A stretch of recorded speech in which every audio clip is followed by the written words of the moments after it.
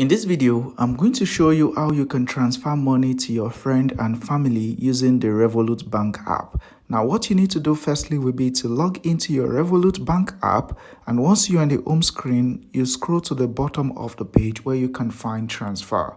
So immediately you click on transfer, you would see add new, which is at the top right corner of your screen. You click on new. So immediately you do that, you would see different options, whether to send to Revolut friend, bank recipient, card recipient, or crypto wallet. So we are going to choose bank recipient. So once you choose the bank recipient, you will be able to choose the country you intend to send to, the currency. You include the IBAN number, the first name, last name, and email address of the person you are sending to, and you click on add recipient. So immediately you do that, you will be able to get to the next page, which asks for the amount of money you intend to send to your friend or family. And once you have included the amount, you click on continue. Immediately you click continue, you'll be prompted to include your password, and that's all.